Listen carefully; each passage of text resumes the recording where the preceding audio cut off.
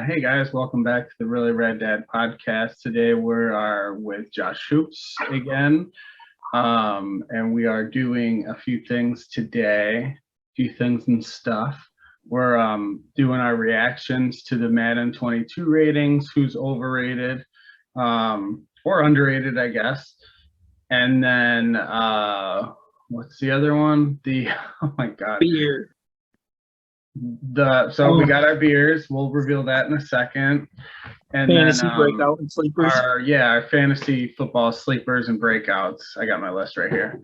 So let's crack open a couple doohickeys. You want to start with your beer? Your burr? Pils Mafia. Nice.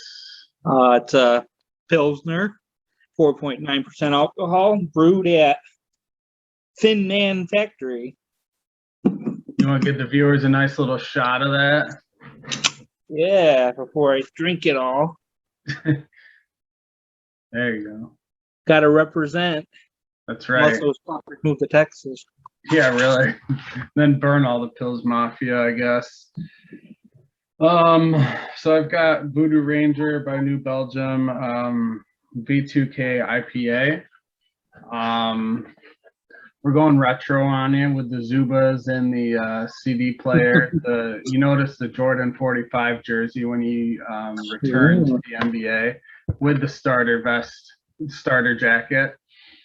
So we're gonna pop this bad boy open. It says, "Say goodbye to your semi-charmed life and what's up to a bittersweet symphony of grapefruit and guava, perfectly in sync in this hazy IPA." That sounds good. Yeah, I'm all for it. It's a little fruitier for the summer. This is a cool looking can. This is a fucking cool beer, honestly. Yeah. I'm really excited for that. That's what drew me to this beauty. This is definitely a more drinkable IPA. Oh yeah. Yeah, I can knock back 3 or 4 of those easy. I'm gonna have to try some. I haven't had any Voodoo Rangers. I'm getting more into IPAs, and I think Voodoo Ranger is a nice starting off point because they have a little more drinkable ones. This is like fucking delicious. This is amazing. I jumped right into Space Kitty for IPA. That was a bad idea. Yeah, that's intense for a first IPA for sure. Triple hopped. This Pilsner's not bad. Yeah. How much was that? Do you remember? I don't. Probably like $11.99. I want to say because it's a 4. Yeah, right around there somewhere. All right. Let's get into the top matting ratings robbed list. You want to kick it off? Oh, so what I did was I just made a list. Mine's more of a letdown or a wish list kind of deal. Mm-hmm. I don't know.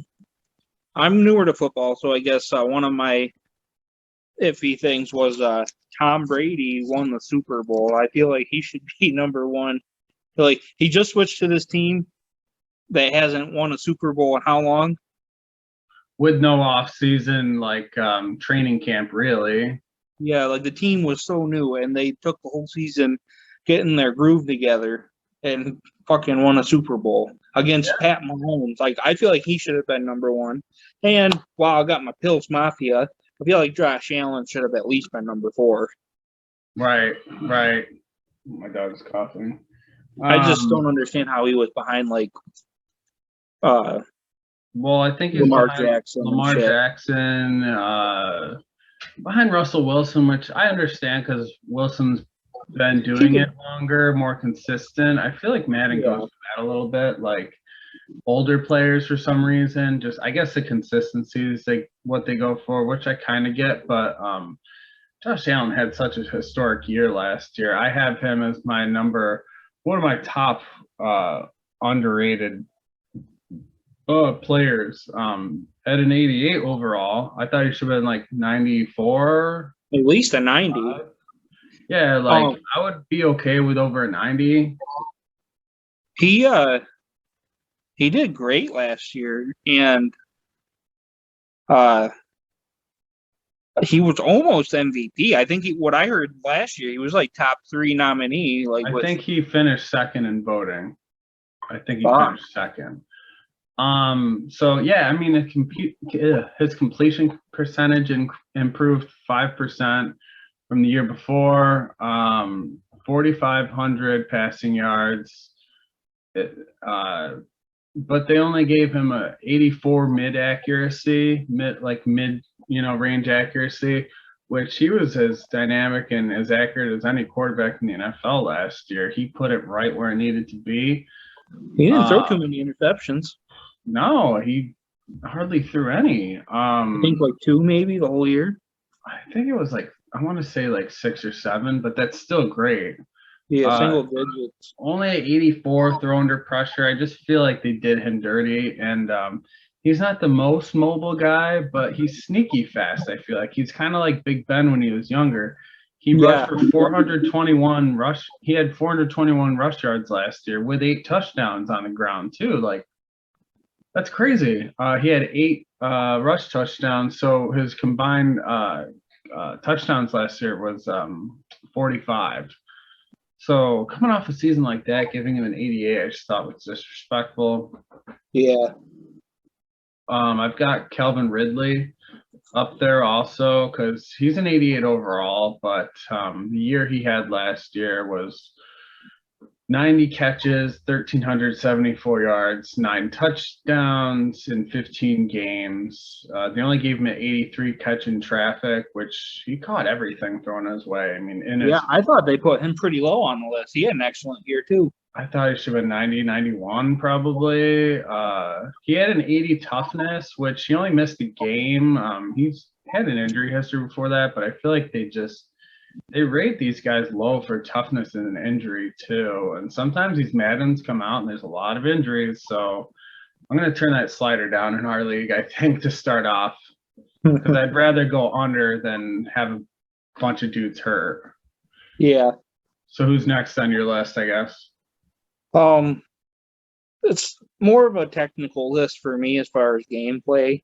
And these next 2 on my list kind of go hand in hand. Me and you have been talking about it too. Lack of crossplay and the lack of the dual entitlement being like crossing over. Right. If I pre-order it, you can't get a PS5 right now without paying double the price. No, so it's funny you mentioned that because my buddy today texted the group chat that we all have, and he said he saw Wario 64 tweeted out something, a guy who has like all the deals and kind of the insider information, basically. Anyway, he said that PS5 is going to be available on Walmart.com at 3 p.m. today. So what did I do? I got on my phone and waited. I knew I wasn't going to get it. I logged on at 2:58, 2:59, 3 o'clock, add to cart, gone. Couldn't even. So it's still, I mean, at least like I feel like there's some progress where at least it's getting onto the shelves digitally. Yeah. That's a little better, but we're still not there. So for people that want to get that next generation, they need to be more receptive to being able to cross play because there's not many options right now for people. Yeah, and like me, I got an Xbox and a Switch. I'll trade today for a PS5. But if I pre-order Madden for my Xbox, I won't be able to transfer it to the PlayStation 5. So now I'm kind of stuck putting it on the PlayStation I share with my wife. Right. So yeah, that's a tough part too. Immediately when I heard that PS5 was potentially going on the shelves online, I was thinking like, okay, I'm going to sell my Switch Lite. I'm going to sell my Wii U. I'm going to sell my PS4. That's going to pay for it. Like immediately I had this process in my mind, knowing that I still wouldn't be able to get it. But anyway, my list is more players than anything. Because I'm I like to dig into film and watch, a lot of different things. So I'm gonna have a homer pick right now. Philadelphia Eagle linebacker Alex Singleton.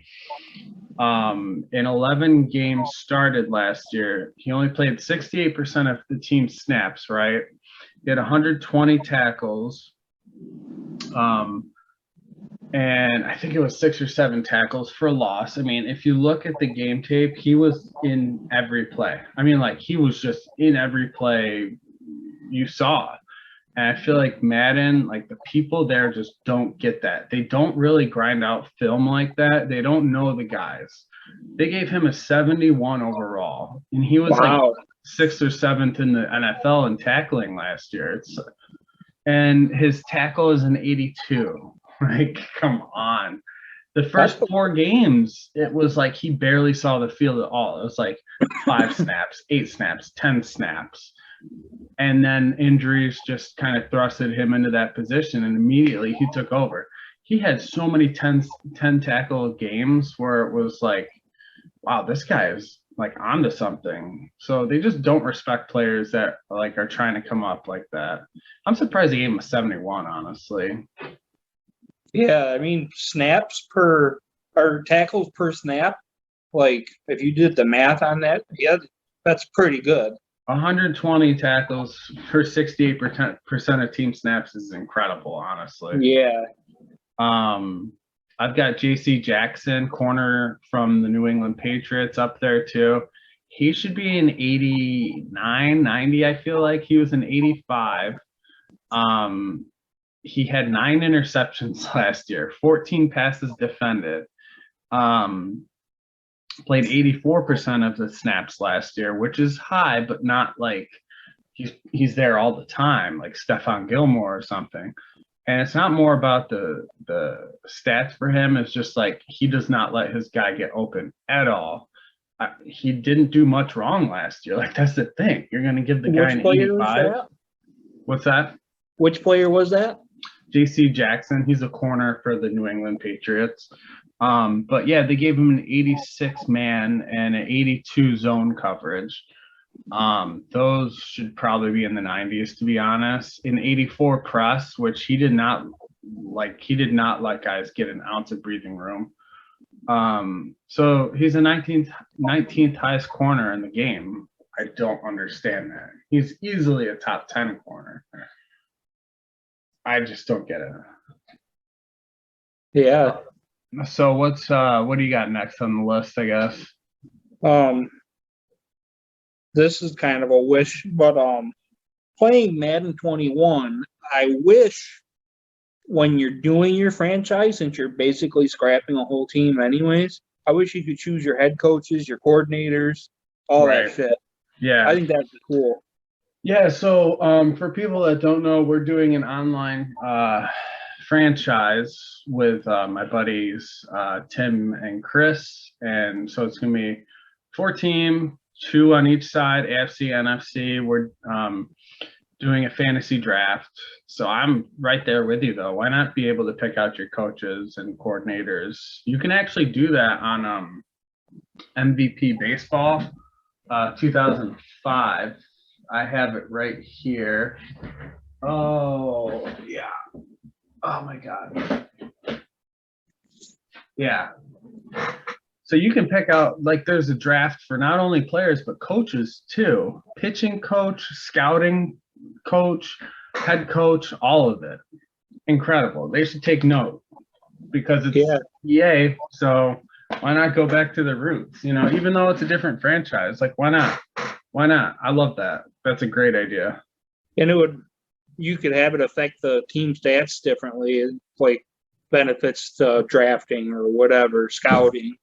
Yeah, so a big feature that was on a few previous Maddens was team relocation, and you can actually create a team as well. They just took that away, I think 2 years ago. They only had it on a couple Maddens, but it was really cool because you could pick out your stadium, pick out your team logo, jerseys, all of it. Well, that'd be awesome. Cool. Yeah, it was amazing. They got to bring that back. That's by far, I think, the number one most requested feature to bring back. I'll keep going down the list for my players. Wide receiver AJ Brown, he's an 86 overall, but honestly, he caught everything thrown in his direction last year. He had just over 1,000 yards, 1,075 yards, 11 touchdowns. As far as Pro Football Focus goes, he's graded a 90.4. That's the second highest rated wide receiver in the NFL. He's not even in the top 20 for Madden wide receivers, however. Wow. So I think he should have got like a 90. I'm not telling him maybe like an 88, 89. I'm not saying, just give away 90s like left and right, but he worked really hard to get to that point. I think he's better than Julio Jones at this point in his career, because Julio's 32. You don't see wide receivers play well at 32 or after. So I just think giving Julio, I think it was a 95, and then giving a 94 maybe, giving AJ Brown an 86 was kind of surprising to me to see, because I think fantasy-wise also, I would take AJ Brown over him all day. Yeah. And then I've got tight end TJ Hawkinson from the Detroit Lions. He got an 85 overall. I thought he should have got much higher. Do you see what Julio's overall is? I didn't write down the numbers, but he was number 5 on wide receiver list. Okay. Yeah, I mean, like, he was out last year. Like, so he's not looking good already.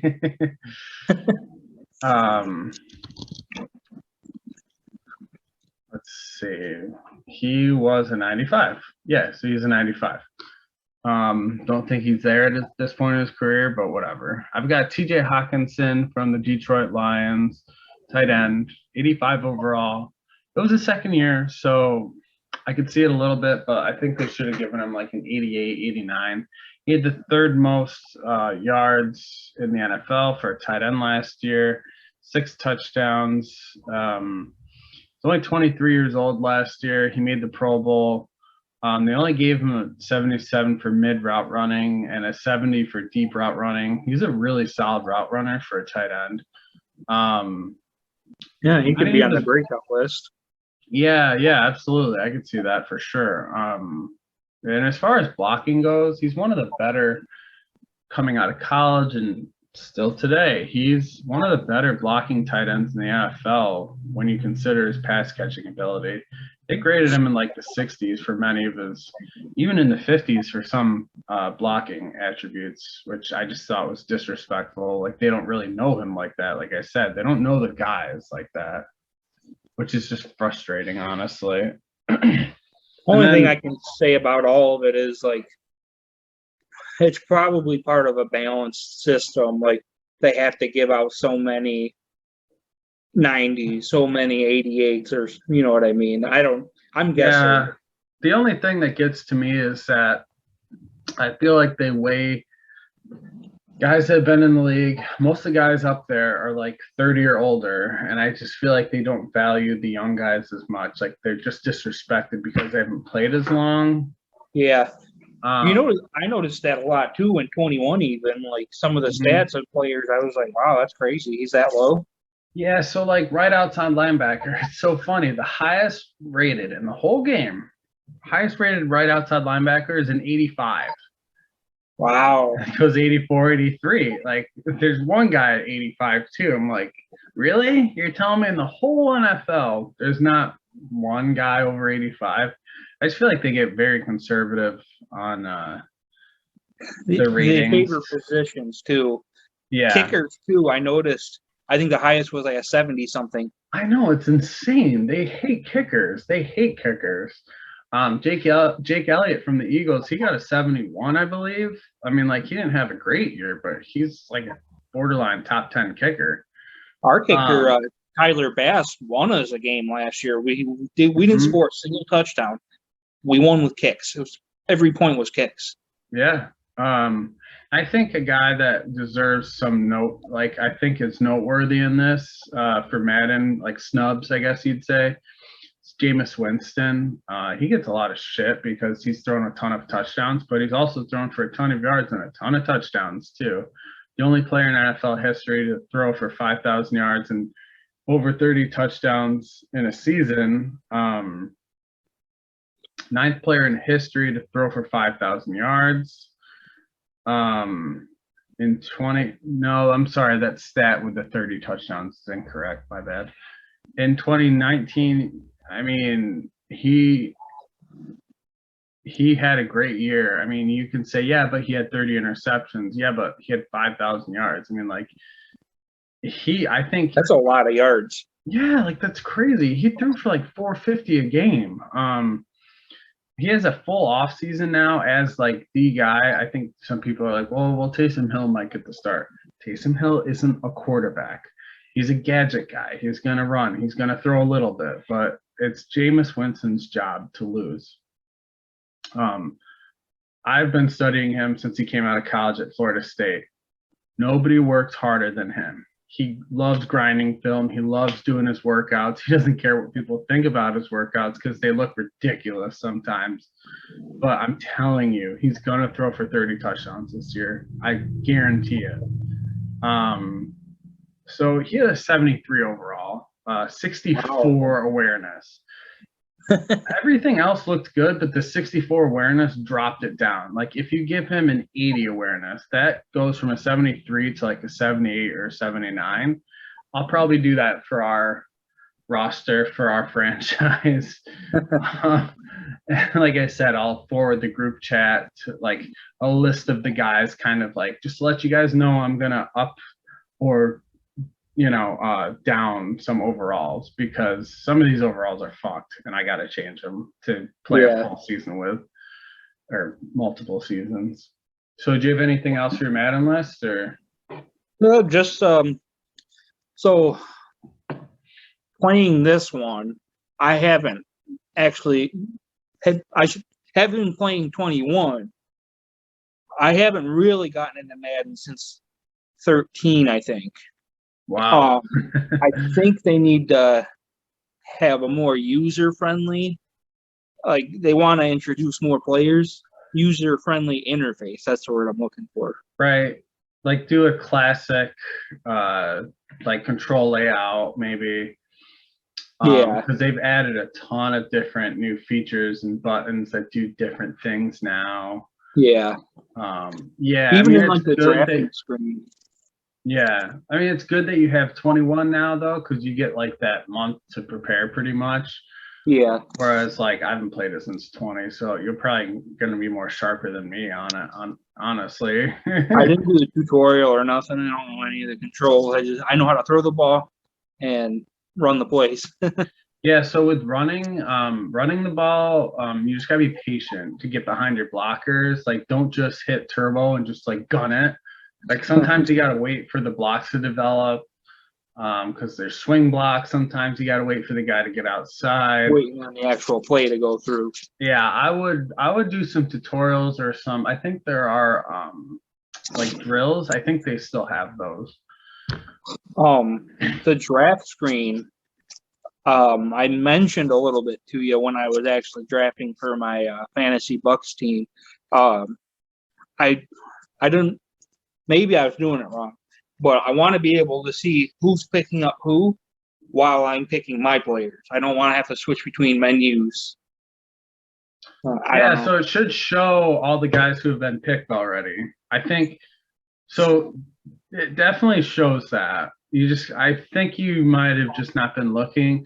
So when you go to draft a player, it says it'll say like player, you can go to like players drafted and then you can go to all. And I think it shows like the order, if I remember correctly. I think they show it like a TV screen. They should just put it in the top or the bottom, like a little TV bar. Mm-hmm. Like Broncos picked up Josh Allen. I just want to see that at the bottom. Wow. Oh, okay. So I don't got to flip through menus. Right. Yeah. That's true. You can make it so it goes. No, you can't make it so it goes pick by pick. You used to be able to, which would be very cool just to watch each pick, even if it's like fast sped up or something. Because when it gets to your pick, when you get into that fantasy draft, all you see is the Broncos just picked Josh Allen. Well, what about the 13 picks before that? I have to go into this menu each and every time. I get that. Yeah. Yeah. Yep. I get that. All right, so you want to get into 2021 NFL fantasy sleepers now? Yeah. Sweet. All right, who do you got first? Okay. Everyone knows I'm partial to the Bills by now. I'm going to start right off with Gabriel Davis, wide receiver for the Bills. I almost picked him. I almost don't think he's a sleeper because we all saw him play. He had an excellent fucking season when he did play. He caught 35 balls on 52 targets for 599 yards and had 7 touchdowns. How much playtime did that guy get? Right. I bet you it's like 50% of snaps, if that. Yeah. I think he's going to have a good year, especially they got Stephon Diggs, Sanders. Yeah. Like, they got options. They have really good hands on that team, too. Like Emmanuel Sanders, anything thrown in his zip code, he'll catch. Stephon Diggs has the best hands in the NFL right now, like bar none. Yeah. Cole Beasley has always had very good hands, too. Reliable, too, like getting open. I think if one of those guys goes down, Davis could definitely step in and take over like nothing. Great pick. It's funny because Gabriel Davis, a lot of I follow a lot of NFL draft people who dissect and analyze different receivers and just different position players. People were just shitting on Gabriel Davis when he came out of college. I mean, like, just picking apart his film, like, we hate him. He shouldn't be drafted even. And then he went to the Bills, and he did pretty damn good. So they were a little hard on him. I was like, wow, we got to play this guy more often. Yeah, he's big, too. I like him. I've got wide receiver Darnell Mooney from the Chicago Bears. Might not be like a big kept secret right now because he did have a nice year as a rookie last year as an undrafted free agent, by the way. 68 catches, 631 yards, and 4 touchdowns last year. And on the Bears, I'm going to tell you, that's a fucking good year. Yeah. Put him with Justin Fields potentially now, and I think he gets like 900, maybe 1,000 yards this year, but he can be creeping into top 20 for wide receivers by year's end. They don't have a whole lot at receiver. It's really Allen Robinson and then just everybody else. He's going to pretty much be their clear number 2 wide receiver this year, so it'll be fun to watch him. I am also a Bears fan, mostly thanks to Chris Farley. So that actually leads to my next one. Cole Kmet, the tight end they got. I think that's how you say it. Mm-hmm. He has a true catch rate of 94%. Add that with Justin Fields or Andy Dalton. Anthony Miller was traded to Houston, so that's more potential targets for Mooney and him. Right. He's due for a big year. They drafted him high too. They drafted him, I think, first round. Cole Kmet. A lot of expectation now. A lot of expectation out of him. So that's a good pick. My second guy is running back Javian Hawkins out of Louisville. He's a rookie, and he is in Atlanta. I think he's poised to take over that starting wide running back role this year because Mike Davis, he's been in the league a while. He's 27, which is up there for running back. But he's not a lead back to me. And Madden gave him an 81 for some fucking reason. Like, oh, he's older. Let me give him a higher rating. He averaged 3.9 yards a carry last year in Carolina, which is not great, not ideal.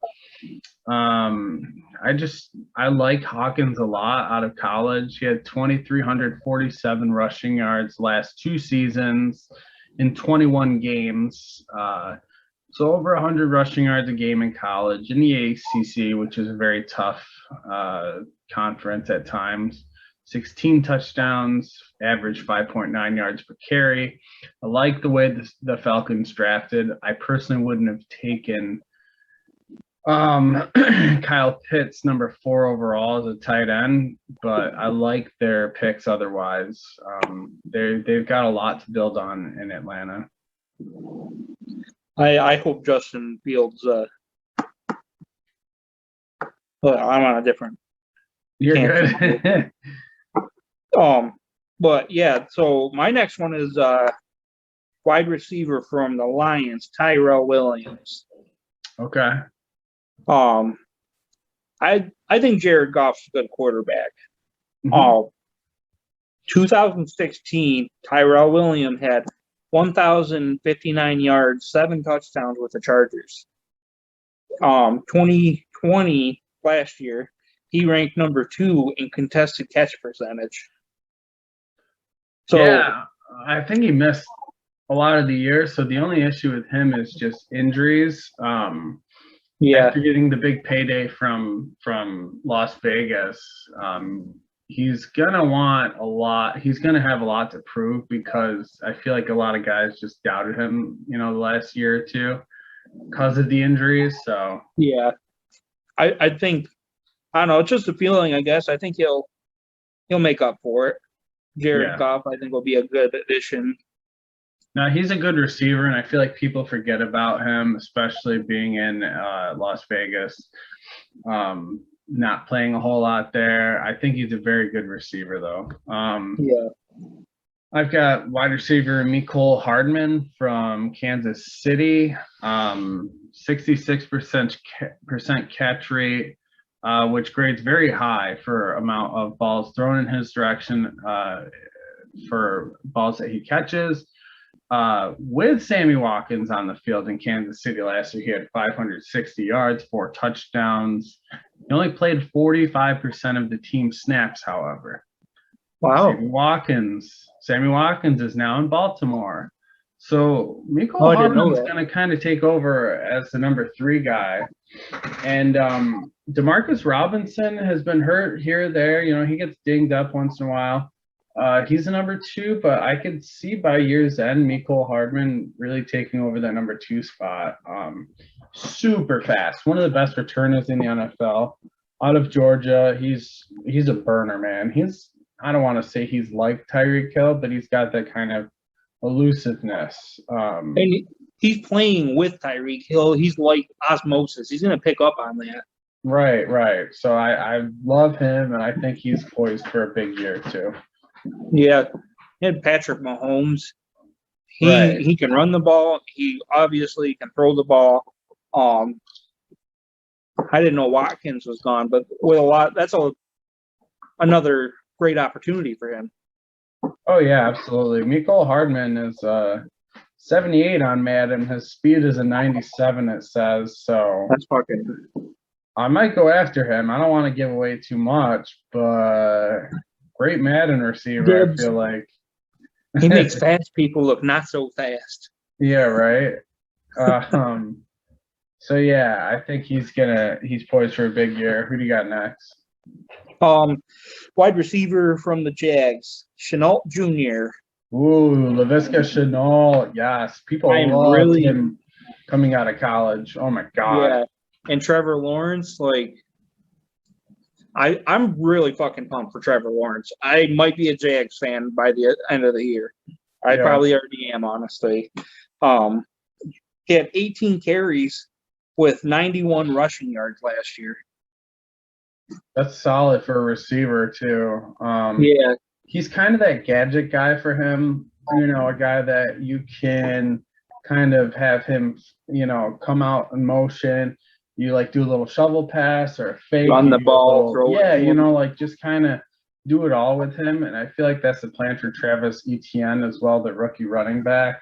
So they're going to have a lot of different trick plays. And I feel like Laviska Shenault and Travis Etienne are going to be at the center of it. And they're going to confuse a lot of teams. Shenault has had an injury history, but he stayed healthy for the most part last year. Yeah. I think he had an off-season injury this year, but I think he's good for week 1 right now. Super fast though. He's a fucking burner. I think he's have injury history. Oh my god, that guy down the road can be a top 10 receiver. Some guys though just stop getting hurt. I don't know what it is. They just learn more about their bodies and how to use them. Maybe that's going to be him. Getting old sucks. Yeah. I've got another Atlanta rookie, actually, Frank Darby, wide receiver out of Arizona State. He averaged 19.7 yards per catch last in his career at Arizona State. So big play receiver. That's fucking awesome. If you're familiar with Brandon Ayuk from the 49ers. 49ers, he played with him there at Arizona State. Very similar style, frame, everything. I love Ayuk. Yeah, he's awesome. He had 10 touchdowns in his time there in his sophomore and junior seasons. Last year he sat out with COVID because of COVID reasons. He tried to play beginning of the year. He could only play in 2 or 4 games because he had, I think it was an ankle injury. But it was his only injury in his time there. He's been impressing in camp though. And he has a decent chance of taking the number 3 spot in Atlanta behind Ridley and Gage. I think he's gonna take over that 3 spot eventually though. He's a very good receiver who's not like, he won't overpower you with size or speed. He's just really good at getting separation. So he's a 6th round guy too. I thought he was gonna go round 3 or 4. So a lot to prove. My last one is Dolphins quarterback Tua Tagovailoa. He said it better than Rick Ross. Tagovailoa. He got Jalen Waddle, Will Fuller. No more Fitzpatrick means more play time. Mm-hmm. Jalen Waddle looks like he's going to be fucking awesome too. Will Fuller, excellent wide receiver. Yeah. Tua seems to be pretty athletic. I don't feel like he got enough play time last year. Yeah, they kind of rode the hot hand there. I think a little bit too much. I don't know. I thought they should have, like, for a quarterback that develops, and I've seen it. I saw it this past year with Jalen Hurts. You need to let them sit there and watch the bad times. You know, like, you can't just be all rainbows and unicorns. You got to have your quarterback experience, like, the downs. And they didn't really let Tua do that last year, I felt like. That was the only thing that, like, I hope, like, he understands. It can get really fucking bad in the NFL. Like, this isn't Alabama anymore. You're not going to, you know. I mean, he went through a full season, and I like him a lot. I think he's going to have a good year. But I hope that he's experienced enough of that downtime. They've also got Devontae Parker, who's also coming off a pretty good year, 793 receiving yards. Year before, 1,200 yards. So they've definitely got some potential down there in Miami. Yeah, I think we might be in a little bit tougher situation in the AFC this year with my Bills. Yeah, they still got the division, though. Yeah, we still got it. Yeah, it's their division to lose still. I mean, the Jets aren't going to come close. Patriots are still getting their shit together, I feel like. They're going to go through their rough patch with Cam Newton, I feel like. Eventually, Mac Jones is going to take over, but by that point, their season is going to be done, I feel like. And they only got a Miami 1-year is extension. still kind of building. What's that? Yeah. So they only got a 1-year extension with Cam, right? Yeah, so I don't think they're, I don't know. He does have a full offseason now to prepare, so who knows? But I think Miami's not quite there. They're still building with Brian Flores and all their guys. Xavier Howard doesn't even want to play there. Their top corner, one of the top 5 corners in the NFL. So I don't know, man. I think it's a Bills division to lose, to be honest. Not to jinx you or anything. Anyway, my last guy on the list is running back from Baltimore, J.K. Dobbins. Oh yeah, he's fucking awesome, dude. Like, you watch him play, he's patient, follows the blocks, and then just bursts through the holes. 805 yards last year, which doesn't sound like a ton, but when Lamar Jackson's taking up half the carries, it is. He needs to throw it more.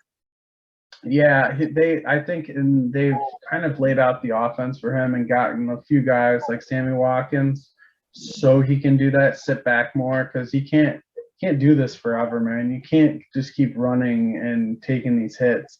He's not the biggest dude. It takes a toll on you. But anyway, J.K. Dobbins led the NFL in yards per carry last year with 6 on the nose. 6 yards per carry as a rookie. So that's really good. With 8 touchdowns. So he's definitely going to be the lead back. it was kind of between him and Gus Edwards. He was the second round guy, so they wanted to use him a bit more. But Gus Edwards, we've kind of figured out is more of a compliment back. It's J.K. Dobbins' show, to be honest. And I think they're going to make a concerted effort to have Lamar Jackson sit back and pass more. With that said, I think Dobbins is going to get like 1,100, maybe even 1,200 yards this year. I could see it, especially if Lamar follows through.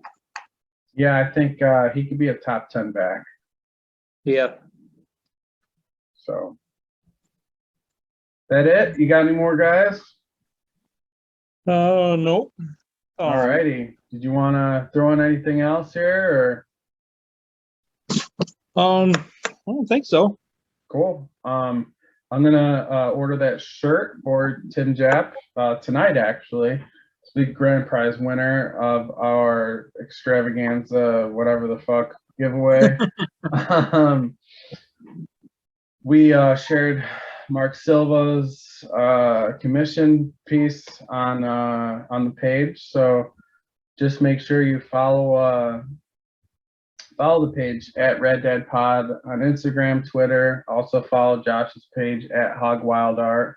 I'll post links to both on this, but we're likely to do the contest again, different prizes maybe. Yeah, maybe for 100th follower we'll do something different. We're men of the people, so whatever you guys want, we'll do it.